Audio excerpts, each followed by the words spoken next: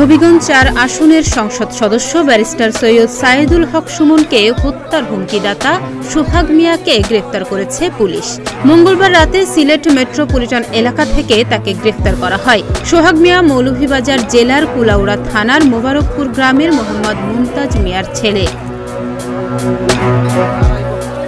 বুধবার হবিগঞ্জে police super Mohammad Akter Hossain জানান, সংসদ সদস্য ব্যারিস্টার সৈয়দ সাইদুল হক সুমনকে হত্যা নয়, বরং প্রতারণার মাধ্যমে তার কাছ থেকে টাকা হাতিয়ে নেওয়াই ছিল প্রতারক সোহাগ মিয়ার মূল উদ্দেশ্য। আমাদের নাম্বারগুলো কিন্তু অনলাইনে পাওয়া যায়। সে ওসির নাম্বারটা অনলাইন থেকে নিয়ে সে চেয়েছিল যে ওসির মাধ্যমে সরাসরি এমপি মহোদয়ের সাথে কথা বলবে, এবং তার কিন্তু ধারণাই ছিল যে মনে করেছিল যে যদি আমি এমপি মহোদয়কে বলি হয়তো আমাকে জানতে চাইবে যে কারা কারা ছিল, তখন সে টাকা চাবে।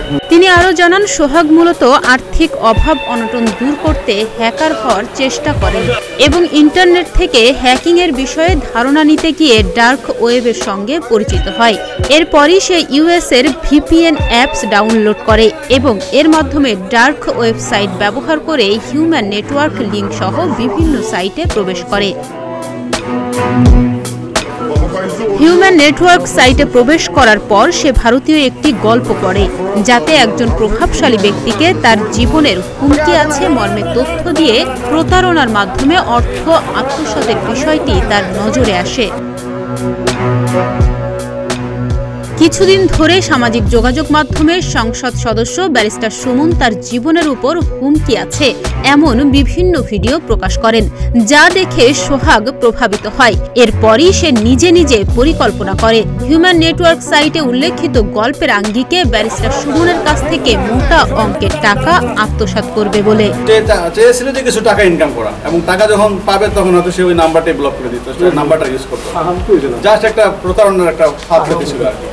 কিন্তু ব্যারিস্টার সুমন কিংবা তার ব্যক্তিগত সহকারীর ফোন নম্বর তার কাছে না থাকায় সে স্থানীয় চুনারুঘাট থানার অফিসার ইনচার্জের সরকারি মোবাইল নম্বরে হোয়াটসঅ্যাপে যোগাযোগ করে এবং ব্যারিস্টার সুমনের সঙ্গে কথা বলিয়ে দেওয়ার জন্য অফিসার ইনচার্জকে বারবার অনুরোধ করেন, কিন্তু তার পরিকল্পনা ভেস্তে যায়। উল্টো সামাজিক যোগাযোগ মাধ্যমে এই বিষয়টি ছড়িয়ে পড়ার পরই নড়ে চড়ে বসে প্রশাসনও।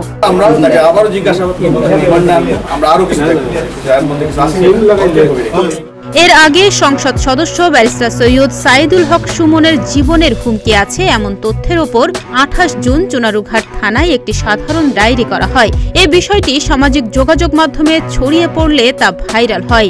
এরই পরিপ্রেক্ষিতে হবিগঞ্জ পুলিশ এবং ঢাকার কাউন্টার টেরোরিজম ইউনিটের সমন্বয়ে পুলিশের একাধিক টিম এই রহস্য উদ্ঘাটনে মাঠে নামে। ডেস্ক রিপোর্ট, প্রতিদিনের বাংলাদেশ।